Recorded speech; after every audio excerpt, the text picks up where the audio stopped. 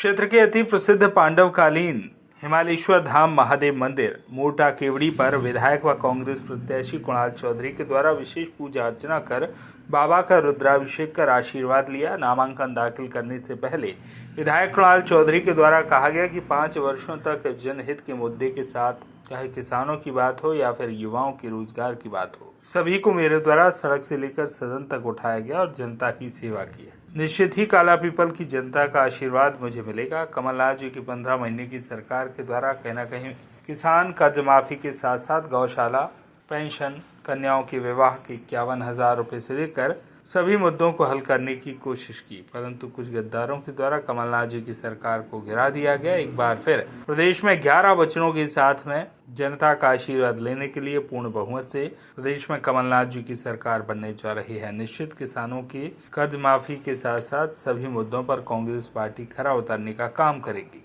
सिर्फ भाजपा ने धर्म और गाय के नाम पर राजनीति करना सीखा है, वहीं सिर्फ धर्म और गाय के नाम पर वोट बटोरने का काम करती है। आज कहीं न कहीं युवा रोजगार मांग रहा है, किसान अपनी फसलों का सही दाम मांग रहा है, लेकिन सिर्फ धर्म के नाम पर राजनीति की जा रही है। इसको जनता जवाब देगी, क्योंकि यह चुनाव काला पीपल की जनता का चुनाव है। स्पष्ट नीति के साथ चुनाव हमारी नीति है कि हम हर वर्ग को कैसे बिजली के बिलों से राहत दें। बिजली के तारों के अंदर तो करंट दें, पर बिजली के बिलों के अंदर करंट नहीं दें। हमारी स्पष्ट नीति है कि किसान का हम कर्जा माफ़ करेंगे, किसान के मोटरों के बिल हाफ करेंगे, किसान को 2600 रुपये कुंटल गेहूँ खरीदने का और 2500 रुपये कुंटल धान खरीदने। जो कुटी आती है उसमें 2.5 लाख रुपये ग्रामीण में प्रावधान करने का काम करेंगे। बेटियों की शादी की 1,01,000 करने का काम करेंगे।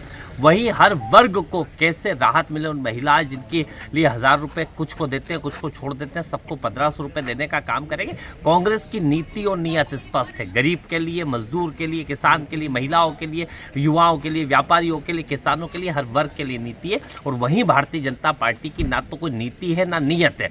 सिर्फ घृणा और नफरत के आधार पर भारतीय जनता पार्टी चुनाव लड़ना चाहती है और कांग्रेस पार्टी अपनी नीति नीयत सब स्पष्ट कर चुकी है। और पिछले भी 15 महीने में देखा था कि किसान का कर्जा माफ हुआ था, नौजवान को रोजगार की तरफ हुई थी, व्यवस्थाएं सुधरी थी, बेटियों की शादी के पैसे बढ़े थे और कहीं ना कहीं गौशाला इस मध्य प्रदेश के अंदर बनी थी। ये एक वोट जो जनता हमें देगी वो गौशाला के नाम के देगी, जो कहीं ना कहीं कांग्रेस ने बनाई थी और जिन्हें बंद कराने का काम बीजेपी देगा। वो किसान देगा जिसका कर्जा माफी हमने कराया था, फिर कर्जा चढ़ाने का काम करा।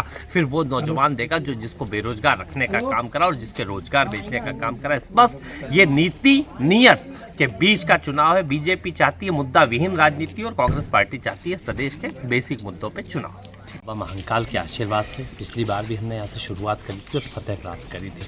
और इस बार भी जो सेवा भाव के साथ हमने 5 साल काम किया जनता के बीच में, चाहे किसानों की आवाज़ उठाने की बात हो, चाहे गरीब, चाहे मजदूर, हर वर्ग की आवाज़ उठाने की बात हो, लगातार संघर्ष के साथ काम किया है। 5 साल जनता के बीच में रहे और बाबा महाकाल के आशीर्वाद से उम्मीद है कि पूरी ताकत के साथ फिर विजय होगी। पोलाई कला से मुकेश शर्मा की रिपोर्ट।